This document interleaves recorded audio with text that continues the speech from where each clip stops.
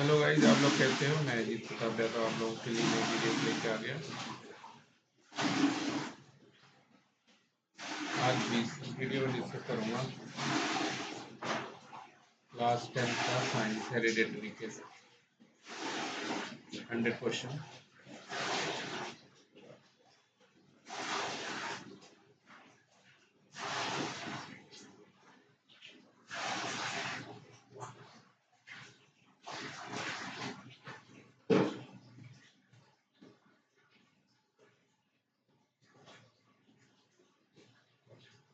तो गाइस, आज इस वीडियो में डिस्कस करूंगा आनुवंशिकता के 100 क्वेश्चन।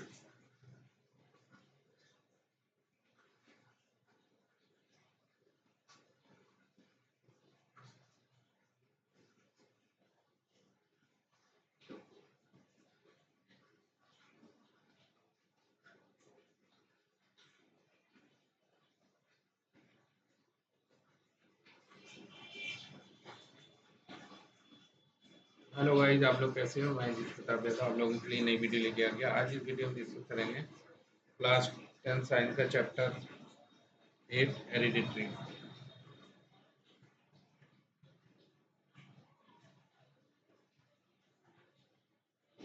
तो इसमें मैं 100 क्वेश्चन डिस्कस करूंगा जो कि हिंदी में heredity and evolution focusing primarily on the heredity portion designed to cover the complete thoroughly in the अनुवंशिकता।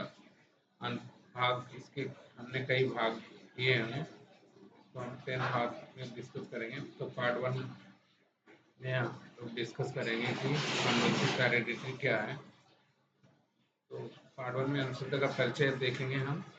अनुवंशिकता किसे कहते हैं। पीढ़ी दर पीढ़ी सजीव में लक्षणों के हस्तांतरण की प्रक्रिया को अनुवंशिकता कहते हैं।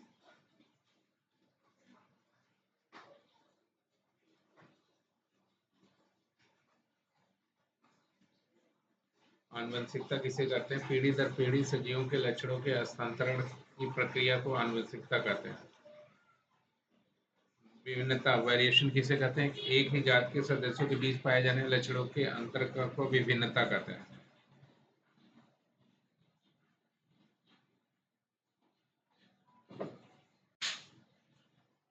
विभिन्नता वेरिएशन किसे कहते हैं। एक ही प्रजाति के सदस्यों के बीच पाए जाने वाले लक्षणों का अंतर विभिन्नता कहलाता है।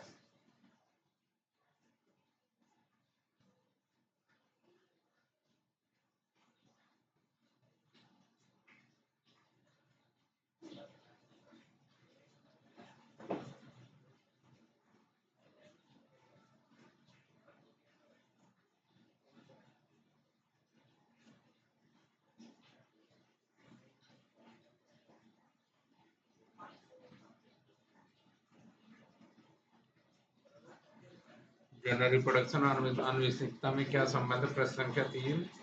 रिप्रोडक्शन और आनुवंशिकता में क्या जनन व प्रक्रिया जिसके द्वारा आनुवंशिक लक्षण एक पीढ़ी से दूसरी पीढ़ी में स्थानांतरित होते हैं। जनन रिप्रोडक्शन आनुवंशिकता में क्या जनन व प्रक्रिया जिसके द्वारा आनुवंशिक लक्षण एक पीढ़ी से दूसरी पीढ़ी में स्थानांतरित होते हैं।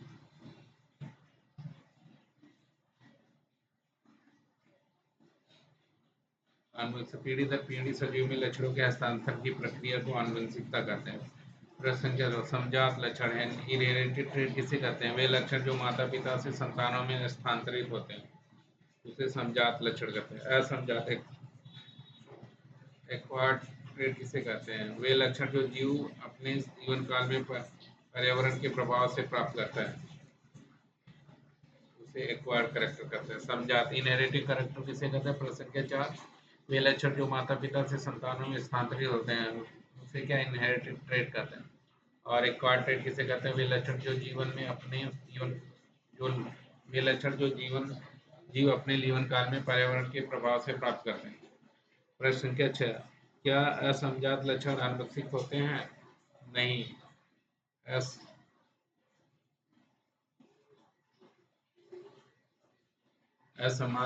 असमजात लक्षण आनुवंशिक नहीं होते।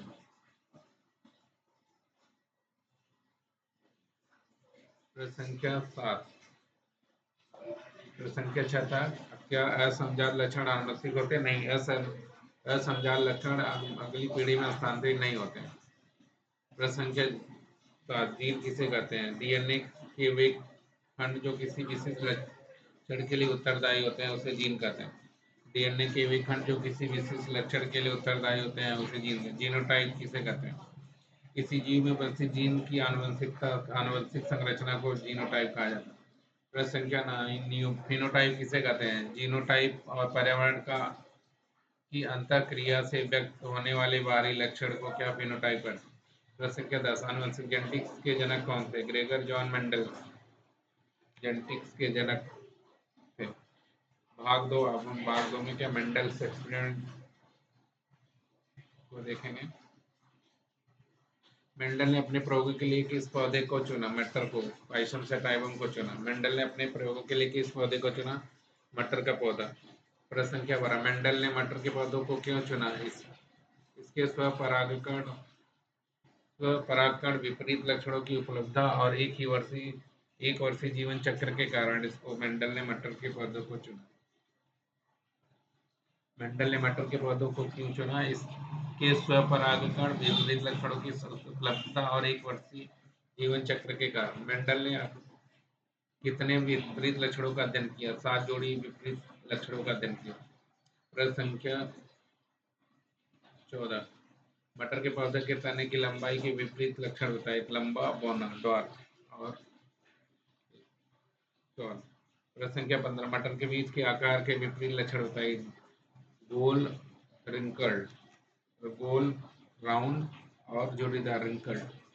मटर के बीज के आकार के विपरीत लक्षण गोल, जोड़ीदार रिंकल्ड।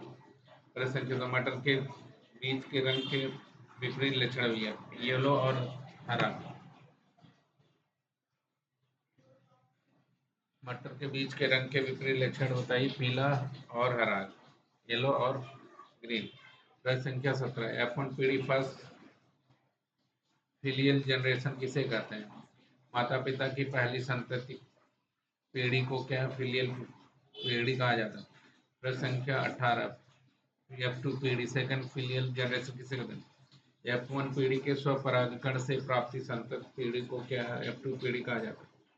प्रश्न संख्या 19, मेंडल ने एक संकर मोनोहाइब्रिड क्रॉस में F2 पीढ़ी में क्या अनुपात मिला? मेंडल के एक संकर क्रॉस मोनोहाइब्रिड क्रॉस में F2 पीढ़ी में क्या अनुपात मिला? 3:1, प्रभावी अप्रभावी। मेंडल के द्विसंकर डाइहाइब्रिड क्रॉस में F2 पीढ़ी में क्या अनुपात मिला? 9:3:3:1। अब भाग 3 में मेंडल के नियम, मेंडल्स लॉ। मेंडल के प्रभाविता लॉ ऑफ डोमिनेंस को समझाइए। किसी विपरीत लक्षण की एक जोड़ी में एक लक्षण प्रभावी और एक लक्षण अप्रभावी होता है। F2 पीढ़ी में केवल प्रभावी लक्षण दिखाई देते हैं। F1 पीढ़ी में केवल प्रभावी लक्षण दिखाई देते हैं। मेंडल के प्रभाव होता है। लॉ ऑफ डोमिनेंस समझाइए। किसी विपरीत लक्षण की एक जोड़ी में एक लक्षण प्रभावी, दूसरा अप्रभावी। F1 पीढ़ी में केवल प्रभावी लक्षण दिखाई देते हैं।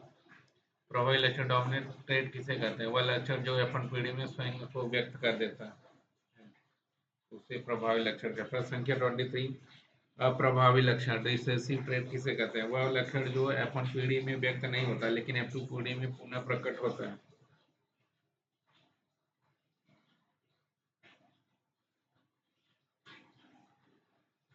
प्रश्न संख्या 23, अप्रभावी लक्षण रिसेसिव ट्रेट किसे कहते हैं? वह लक्षण जो F1 पीढ़ी में व्यक्त नहीं होता लेकिन F2 पीढ़ी में पुनः प्रकट होता है उसे रिसेसिव ट्रेट कहा जाता है। प्रश्न संख्या 24, मेंडल के पृथक्करण का नियम, लॉ ऑफ सेग्रीगेशन को समझाइए। युग्म विकल्पी एलील्स युग्मनज बनाते समय अलग हो जाते हैं और गैमेट बनते समय पुनः एक एक करके संयोग करते हैं। युग्म विकल्पी एलील्स युग्मनज बनाते समय अलग अलग हो जाते हैं और गैमेट बनते समय पुनः एक एक करके अलग के संयोग करते हैं। प्रश्न संख्या 26, मेंडल के स्वतंत्र अभिवन लॉ ऑफ इंडिपेंडेंट असॉर्टमेंट का को समझाइए। विभिन्न लक्षणों के जीन एक दूसरे से स्वतंत्र रूप से बलशाखत होते हैं। प्रश्न संख्या 26, बहुयुग्म विकल्पी एलील किसे कहते हैं? एक ही लक्षण के लिए जिम्मेदार जीन के विपरीत रूप युग्म एलील्स कहलाते हैं। प्रश्न संख्या 27, समयुग्मी होमोजाइगस किसे कहते हैं? जब किसी लक्षण के जीन के दोनों युग्म विकल्पी समान हो, टीटी या टीटी। होमोजाइगस। जब किसी लक्षण के लिए जीन के दोनों युग्म विकल्पी समान हो उसे होमोजाइगस कहते हैं। तो कैपिटल टी या स्मॉल टी। विषम हेट्रोजाइगस जब किसी लक्षण के लिए जीन के दोनों युग्म विकल्पी भिन्न होते हैं। जब किसी लक्षण के लिए जीन के दोनों युग्म विकल्पी हेट्रोजाइगस भिन्न होते हैं तो उसे विषम हेट्रोजाइगस कहा जाता है। प्रश्न संख्या 29, एक संकर क्रॉस मोनोहाइब्रिड हाइब्रिड क्रॉस किसे कहते हैं? जब केवल एक ही लक्षण के आधार पर संकरण किया जाता है तो उसे मोनोहाइब्रिड क्रॉस कहा जाता है। जब केवल एक ही लक्षण के आधार पर संकरण किया जाता है तो उसे मोनोहाइब्रिड क्रॉस। द्विसंकर जब दो लक्षणों के आधार पर संकरण किया जाता है तो उसे द्विसंकर क्रॉस डायहाइब्रिड क्रॉस कहते हैं। अब प्रश्न भाग 4 में हम लिंग निर्धारण से डिटर्मिनेशन पढ़ेंगे। मानव में गुणसूत्रों की संख्या कितनी है? 46, 23 पेयर। अगुणित हैप्लॉइड और द्विगुणित डिप्लॉइड में क्या अंतर है? अगुणित कोशिका में गुणसूत्रों के एक समूह n होते हैं, द्विगुणित में दो समूह 2n होते हैं। प्रश्न संख्या 32, अगुणित हैप्लॉइड और डिप्लॉइड में क्या अंतर है बताइए? अगुणित कोशिका में गुणसूत्रों के एक समूह होते हैं, द्विगुणित में दो समूह होते हैं। प्रश्न संख्या 33, मानव में लिंग गुणसूत्र कौन कौन से? एक्स और वाई गुणसूत्र। प्रश्न संख्या 30, मादा में लिंग गुणसूत्र कौन से? X x. प्रश्न संख्या 30, नर में लिंग गुणसूत्र कौन से होते हैं? X Y. मानव में लिंग निर्धारण कैसे होता है? पिता के गुणसूत्रों द्वारा। यदि पिता का एक्स गुणसूत्र मिले तो एक्स लड़की एक्स एक्स, वाई सूत्र मिले तो लड़का वाई वाई एक्स वाई होता है।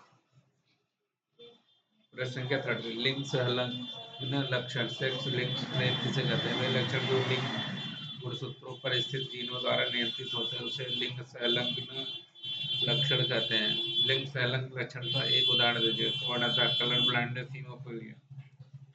प्रश्न संख्या 39, वर्णनांता किस गुणसूत्र से संबंधित है? एक्स गुणसूत्र। वर्णनांता पुरुषों में अधिक क्यों पाई जाती है? क्योंकि इनमें केवल एक एक्स गुणसूत्र होता है। यदि उस पर 20 दोषपूर्ण जीन हो तो रोग प्रकट हो जाता है। तो भाग 5, अनुवांशिक विकार जेनेटिक डिसऑर्डर्स कवर करेंगे इसमें। भाग 5, हीमोफीलिया क्या है? एक आनुवंशिक रोग जिसमें रक्त का थक्का नहीं बनता है उसे हीमोफीलिया कहा जाता है।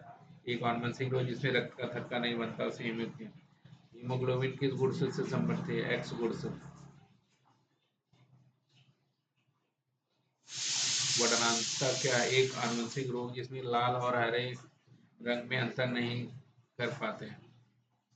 डाउन सिंड्रोम किसे क्या होता है? एक 21वें गुणसूत्र के 3 होने के कारण होने वाला आनुवंशिक रोग। प्रश्न संख्या 45, डाउन सिंड्रोम में गुणसूत्रों की संख्या कितनी होती है? 47। प्रश्न संख्या 46, सिकल सेल एनीमिया क्या है? लाल रक्त कणिकाओं के सिकल अर्धचंद्र आकार के होने का रोग। प्रश्न संख्या 47, सिकल सेल एनीमिया किस प्रकार का रोग है? अप्रभावी जीन के कारण होने वाला रोग है। थैलेसीमिया क्या है? हीमोग्लोबिन के संश्लेषण में दोष के कारण होने वाला रोग। प्रश्न संख्या 49, आनुवंशिक परामर्श जेनेटिक काउंसलिंग क्या है? आनुवंशिक रोगों के बारे में सलाह देना। प्रश्न संख्या 50, आनुवंशिक रोगों का पता लगाने की एक विधि बताइए। एमिनियोसेंटेसिस। भाग 6, theory of evolution, Vikas evolution किसे कहते हैं? सजीवों का धीरे धीरे सरल रूप से जटिल रूप में परिवर्तित होना विकास कहलाता है। सजीवों का धीरे धीरे सरल रूप से जटिल रूप में परिवर्तित होना विकास कहलाता है। जीवाश्म क्या है? प्राचीन जीवों के अवशेष या छाप जो चट्टानों में संरक्षित रहते हैं। प्रश्न संख्या 53, जीवाश्म विकास के प्रमाण कैसे प्रस्तुत करते हैं? जीवाश्म विकास के प्रमाण कैसे प्रस्तुत करते हैं? वे दर्शाते हैं कि प्राचीन जीव आधुनिक जीवों से कितने भिन्न थे। प्रश्न संख्या 50, समझात होमोलॉगस ऑर्गन किसे कहते हैं? वे अंग जिनकी मूल संरचना समान हो लेकिन कार्य भिन्न भिन्न हो उसे होमोलॉगस ऑर्गन कहते हैं। समजात अंग का उदाहरण दीजिए। मनुष्य का हाथ, चमगादड़ का पंख, वेल का अग्रपंख।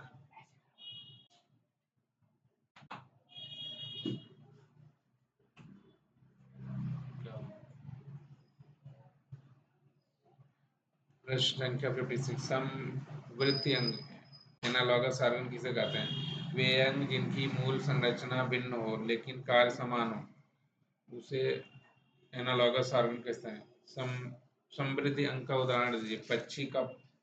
पक्षी का पंख और तितली का पंख। प्रश्न संख्या 58। अवशेषी वेस्टिजियल ऑर्गन किसे कहते हैं? वे अंग जो किसी समय कार्यशील थे लेकिन अब अनुपयोगी हो गए हैं उसे वेस्टिजियल ऑर्गन कहते हैं। प्रश्न संख्या 58।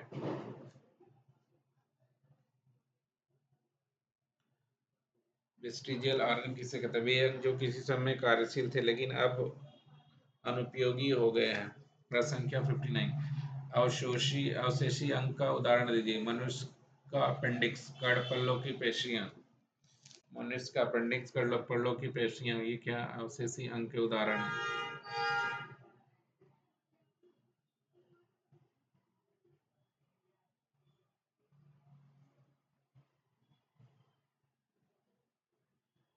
प्रश्न संख्या 60। डार्विन के विकास के सिद्धांत का नाम बताएं। प्राकृतिक चरण का सिद्धांत, theory of natural selection.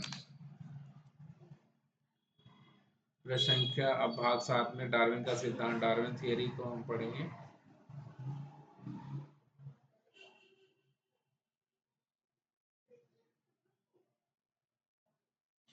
Darwin ने अपना अध्ययन कहाँ किया? गैलोपागोस द्वीप समूह में।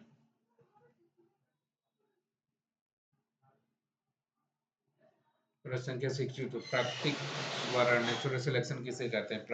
प्रकृति द्वारा पर्यावरण के अनुकूल जीवों का चयन। प्रकृति द्वारा पर्यावरण के अनुकूल जीवों का चयन क्या प्राकृतिक नेचुरल सिलेक्शन कहलाता है? प्रश्न संख्या 63। योग्यतम की उत्तरदायिता, सर्वाइवल ऑफ फिटेस्ट किसे कहा जाता है? हर्बर्ट स्पेंसर ने। योग्यता का उत्तरदायिता किसने कहा? हर्बर्ट स्पेंसर ने कहा था। प्रश्न संख्या 64। डार्विन के अनुसार विकास कैसे होता है? छोटे छोटे अनुकूली परिवर्तनों के चयन से। डार्विन के अनुसार विकास कैसे होता है? छोटे छोटे अनुकूली परिवर्तनों के संचय से। प्रश्न संख्या 65। जैव विकास के लिए उत्तरदायी कारक बताइए। आनुवंशिकता, विभिन्नता, प्राकृतिक वर्ण, विशेषीकरण। प्रश्न संख्या 66। मेंडल के नियम डार्विन के सिद्धांत की पुष्टि कैसे करते हैं? वे आनुवंशिकता विभिन्नता के कारण बताते हैं। वे आनुवंशिक विभिन्नता के कारण बताते हैं। प्रश्न संख्या 67। आर्टिफिशियल सिलेक्शन किसे कहते हैं? मानव द्वारा वांछित लक्षणों वाले जीवों का चयन। प्रश्न संख्या 68। कृत्रिम वर्ण का उदाहरण दीजिए। गाय की विभिन्न नस्लों का विकास। प्रश्न संख्या 69। उत्परिवर्तन म्यूटेशन किसे कहते हैं? डीएनए में होने वाला अचानक परिवर्तन म्यूटेशन कहलाता है। प्रश्न संख्या 70। उत्परिवर्तन का विकास में क्या महत्व है? ये नए लक्षणों और विभिन्नताओं का स्रोत है। उत्परिवर्तन का विकास में क्या महत्व है? यह नए लक्षणों और विभिन्नताओं का स्रोत है। भाग 8 में हम पहुंच गए हैं।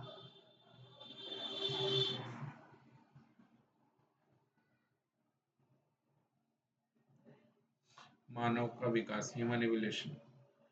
मानव का वैज्ञानिक नाम क्या है? होमो सेपियंस। मानव और बानर के बीच में क्या संबंध? दोनों एक ही पूर्वज से विकसित हुए हैं।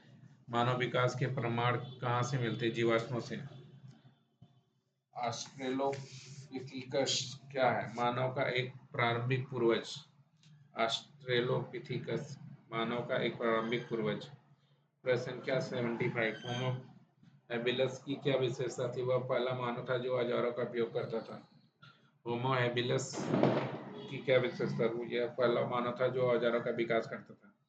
प्रश्न संख्या 77। होमो इरेक्टस की क्या विशेषता? यह सीधा खड़ा हो सकता था और आग का उपयोग करता था। प्रश्न संख्या 77।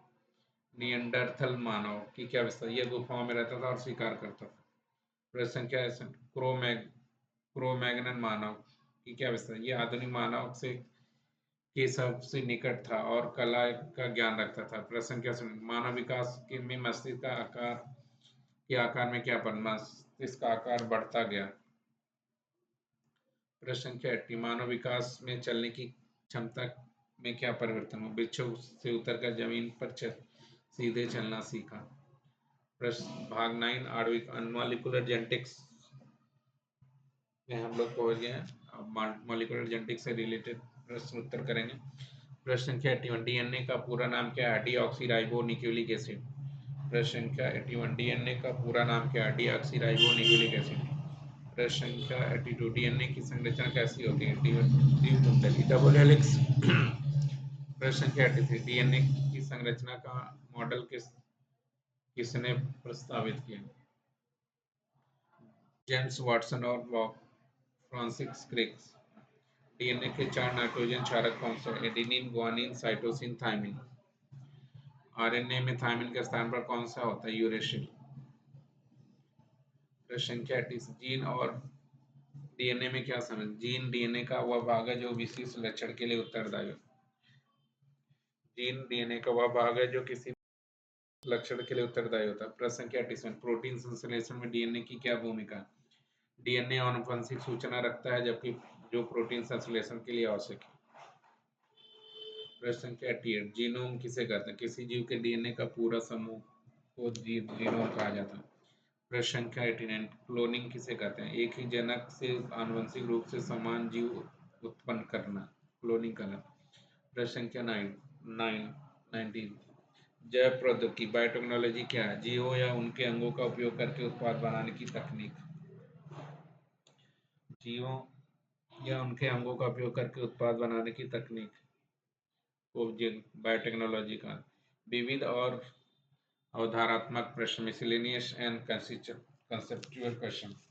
प्रश्न संख्या 91, आनुवंशिकता और विभिन्नता में क्या अंतर? आनुवंशिकता समानता लाती है जबकि विभिन्नता अंतर पैदा करती है। प्रश्न संख्या 92, क्या सभी विशेषताएं आनुवंशिक होती हैं? नहीं, कुछ विशेषताएं पर्यावरणीय कारकों से उत्पन्न होती हैं। प्रश्न संख्या 90, आनुवंशिक विभिन्नता के 2 स्रोत बताइए। उत्परिवर्तन, लैंगिक जनन में जीनों का पुनर्संयोजन। प्रश्न संख्या 94, मेंडल के नियमों को मान्यता कब मिली? 1900, मेंडल को मृत्यु के बाद। प्रश्न संख्या 95, मानसिकता में P1 पीढ़ी से किसे कहा जाता है? माता पिता की, पेरेंटल जनरेशन। प्रश्न संख्या 96, टीएच मॉर्गन ने आनुवंशिकी में क्या योगदान दिया? लिंग संलग्न वंशागत की खोज की। विकास में समय जियोलॉजिकल टाइम स्केल क्या महत्व है? यह जीवों के विकास के क्रम को दर्शाती है। प्रश्न संख्या 98, आधुनिक मानव कहाँ से उत्पन्न हुआ? अफ्रीका से। प्रश्न संख्या 19,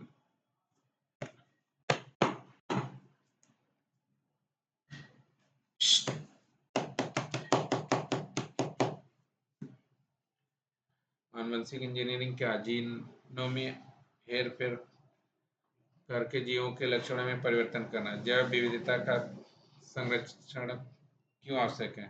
पारिस्थितिकी तंत्र के स्थायित्व और मानव कल्याण के लिए।